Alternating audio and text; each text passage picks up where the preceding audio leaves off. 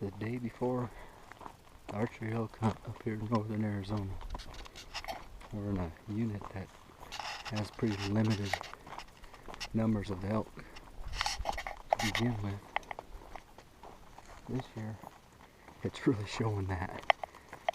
We hunt this quite a bit, and we're having a tougher time this year finding good stuff. Finding elk, any numbers of elk, any good bulls, all that good stuff. The rut just doesn't seem to be on just yet. The hunt's a little earlier than usual this year, but it's coming. And we're hoping when it does come, it turns on for us. Gets these elk moving around, and some elk show up that aren't in here yet.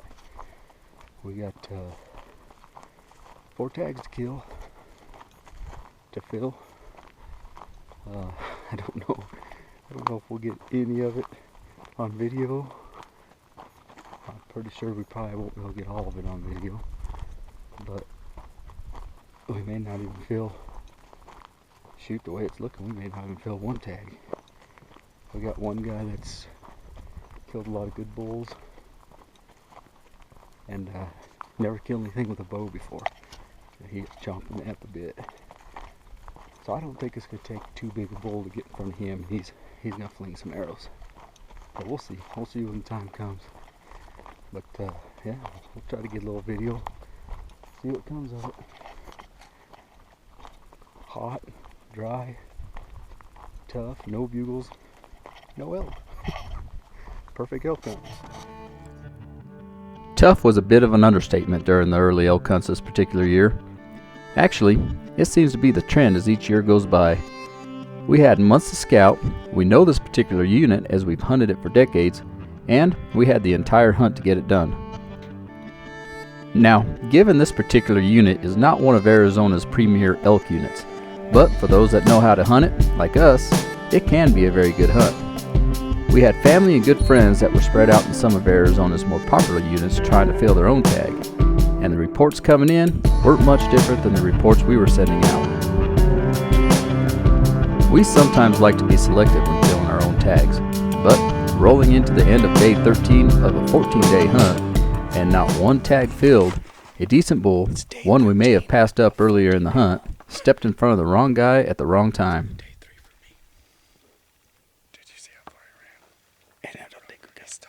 He disappeared on me. But he just shot a bull. Brian says it's small. It's been a tough hunt. We've blown up side by side, burned up the hubs on trailers, 2 flats on the truck, run to UTV tire, run 2 others, I think, because they won't hold air. No bugling. That's bad. What's your topography say? What? We'll see. For your phone say.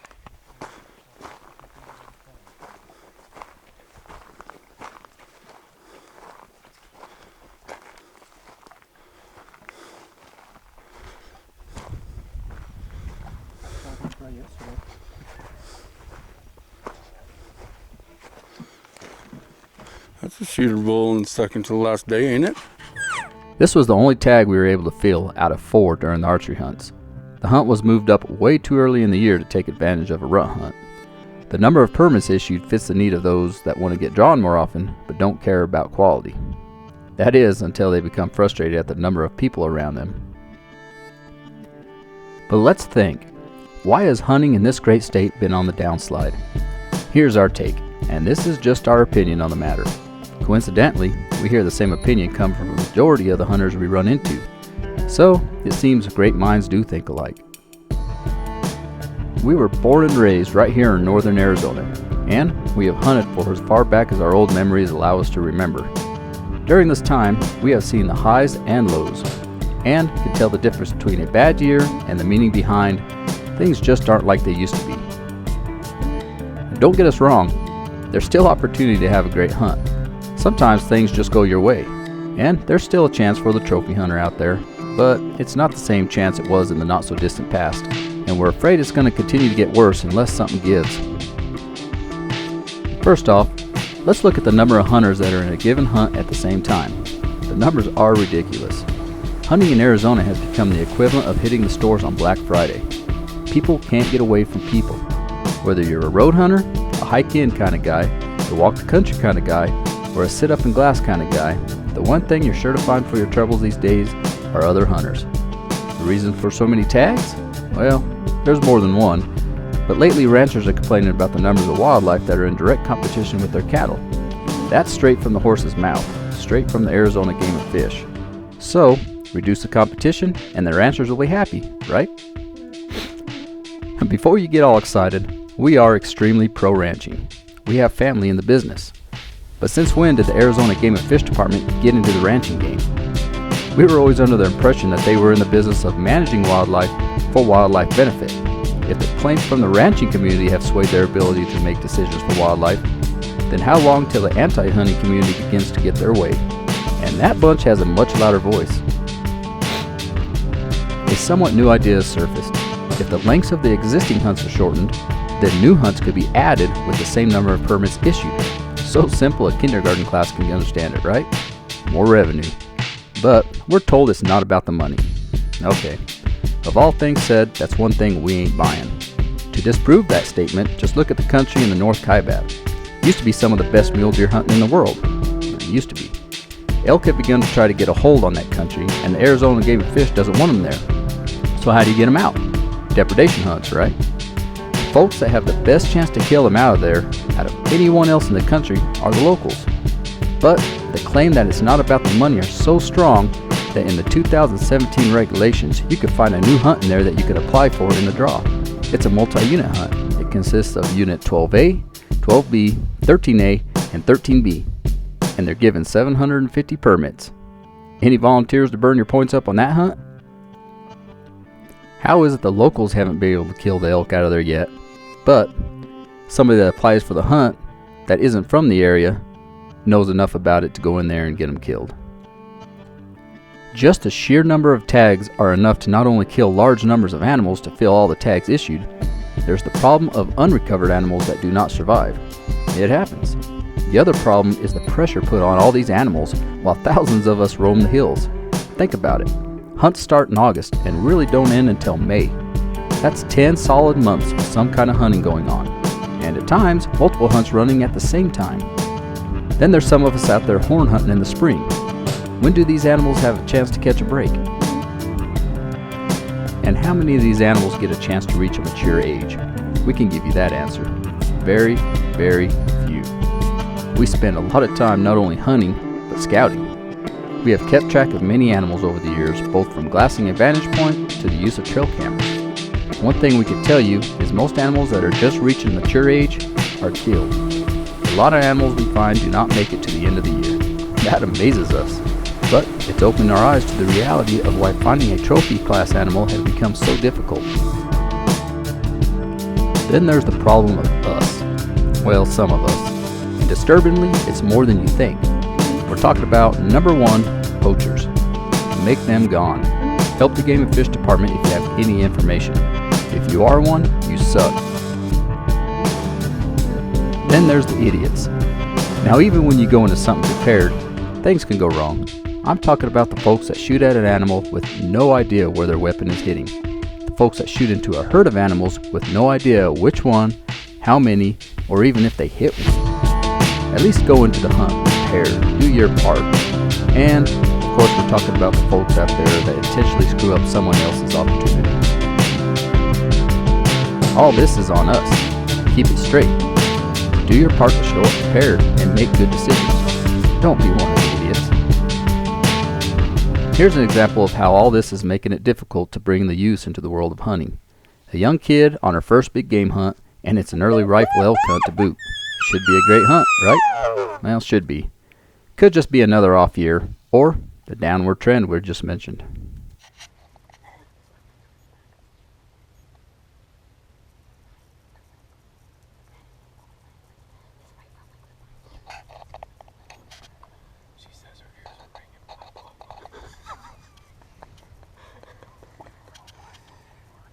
So did you hit him?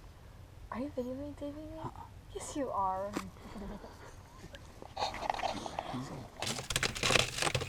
After coming off the archery hunts you just saw at the beginning of this, we rolled right into the early elk hunt without much more luck. We hoped that since it was a little later, the rut would pick up, but it actually began to die off to a point that trying to locate elk was extremely difficult in thick country. Call it an off year, or the result of the downward slide of Arizona hunting, or maybe a combination of both. It's a tough way to get the youth interested in hunting.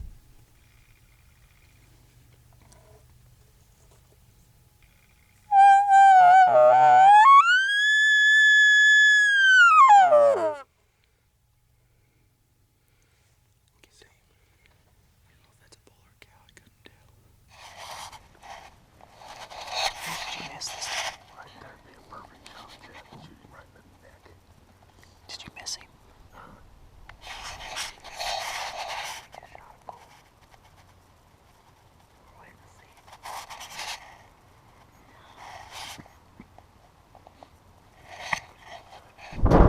We didn't hear a bugle all morning until about a little after 7:30. Finally got a bugle over here, and Amy shut him up. Are you seriously videotaping me again? No, this Yes, is a you picture. I'm are. taking pictures. These are pictures. Gun's empty.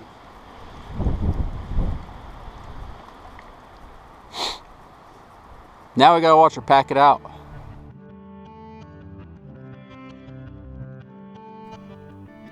Things ended up working out for Amy, but in 4 days of hunting, we heard a total of 2 bugles and saw a total of 2 bulls. This is during the early hunt, during the rut.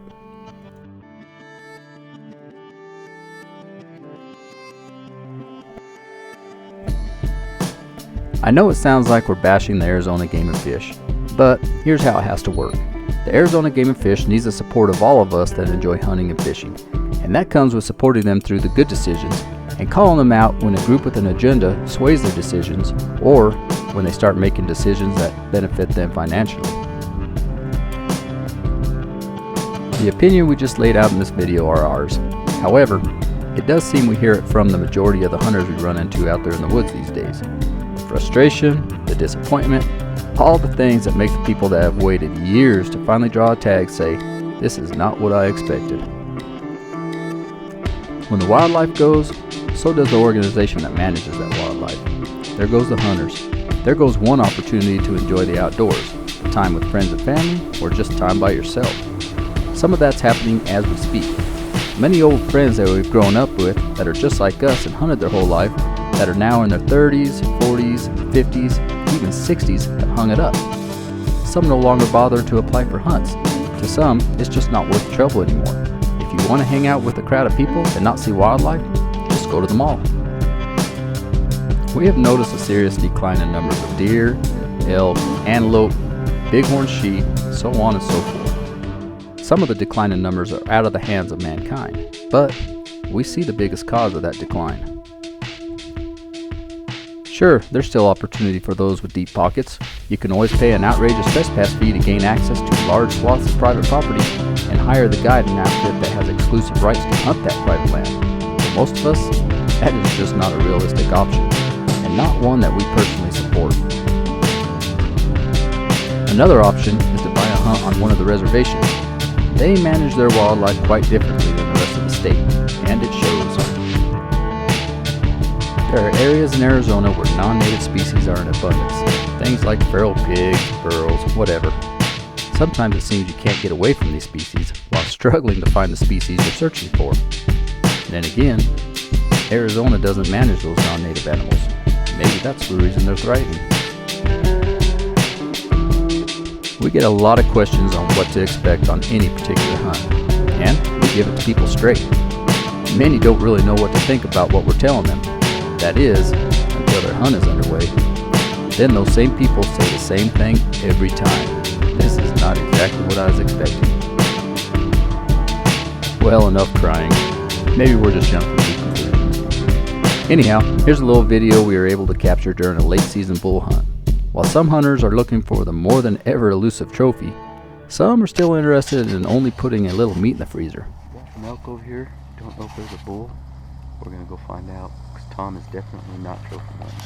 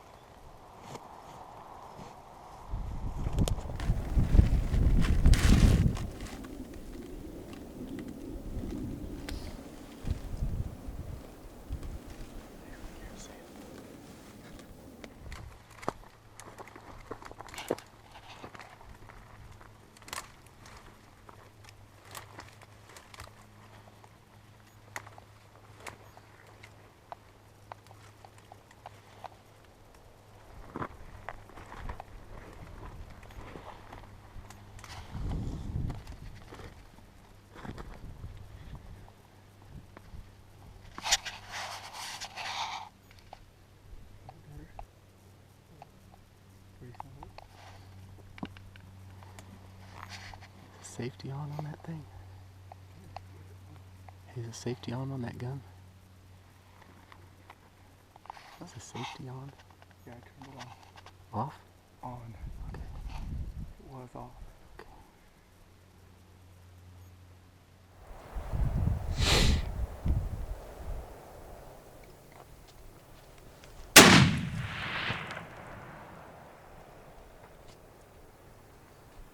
Get another one in.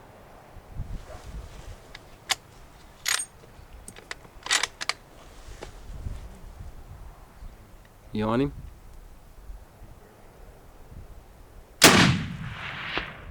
That one hit him.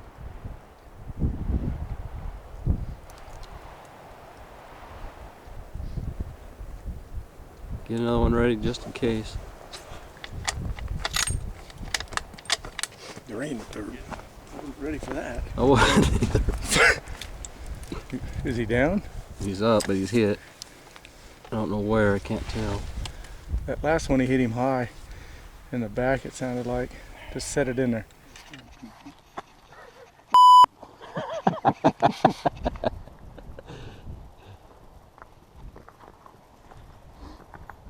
She has no idea. She don't. That cow's just sitting there, looking around now.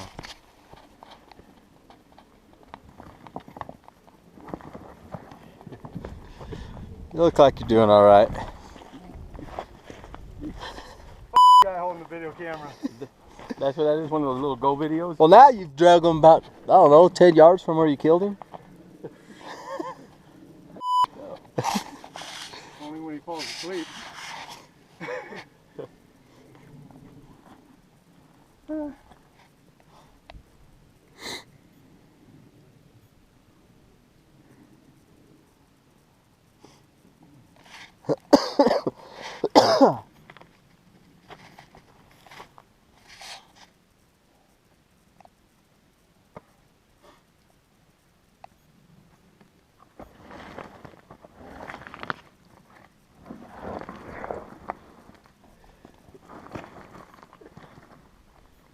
Come on, put your ass into it.